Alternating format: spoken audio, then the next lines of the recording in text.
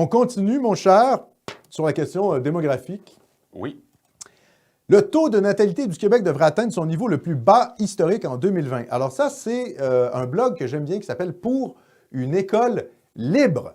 Je vous invite à suivre ce blog qui est très intéressant. Il y a plusieurs articles, souvent européens aussi.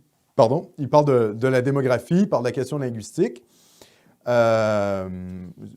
C'est pas directement un blog catholique, mais je pense que, disons, c'est un blog qui est catho-compatible, hein, qui est centré sur une sorte de conservatisme social. Très intéressant pour une école libre. Alors, voici l'article.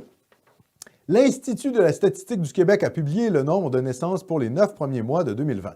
Rapporté à la population du Québec, ils sont les chiffres les plus bas au niveau de l'histoire du Québec. Le nombre de naissances en 2020, révisable, mais globalement correct, est donc de 20 100 pour le premier trimestre, 20 750 pour le deuxième, 21 700 pour le troisième. L'indice de fécondité, c'est-à-dire le nombre d'enfants par femme, devrait probablement passer sous les 1,5 enfants par femme en 2020 pour l'ensemble de la population québécoise. Le nombre d'enfants par femme pour les francophones de naissance est habituellement légèrement plus bas, moins 0,1, que cet indice global pour le Québec. En effet, les Amérindiens et certaines communautés ethniques immigrées ont un indice de fécondité supérieur à la moyenne. Rien de nouveau là-dessus. Donc, on voit hein, le confinement, ça n'aide pas à faire des bébés, c'est sûr.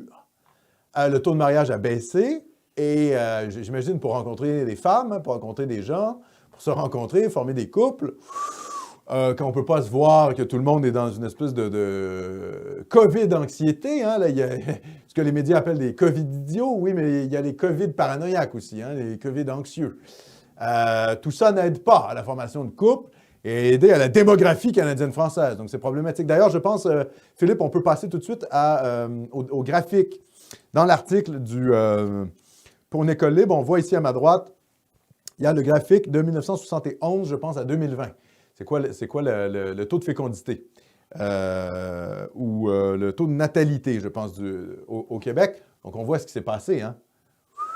Ça, les amis, voilà. Est-ce que c'est la Révolution tranquille? Bienvenue dans la Révolution tranquille. C'est l'effet de cette Révolution tranquille. L'homme nouveau québécois qui ne fait plus d'enfants, qui est un citoyen du monde et qui est enraciné. D'ailleurs, quand on attaque l'Église, je suis désolé, si on a survécu comme peuple, c'est bien à cause de l'Église. Pas seulement à cause de la démographie. Oui, la revanche des berceaux. Hein? On était, je rappelle, hein, au début du siècle, on était le peuple blanc qui faisait le plus d'enfants au niveau mondial. Il y a des curés italiens qui venaient au Québec et qui disaient « Mon Dieu, mais vous êtes l'incarnation de la chrétienté comme on la voudrait en Europe. » Parce qu'en Europe, dès le début du 20e siècle, ils étaient sous l'attaque des socialistes, des matérialistes athées. Il y avait des vagues également de terrorisme anarchiste. On n'a jamais connu ça au Québec. Hein? Le Canada français, c'était catholique, les amis. Eh bien oui, ben, c'est ce qui fait qu'on a résisté aux Anglais. D'ailleurs, cette espèce de république des paroisses, hein, le fait de mailloter, d'emmailloter le territoire par des paroisses catholiques, c'est ce qui a fait qu'on a pu reconquérir notamment les cantons de l'Est. L'Estrie, si c'est plus totalement anglais, c'est grâce à l'action des curés catholiques. Même chose pour la colonisation du Nord, avec évidemment le fameux curé Labelle.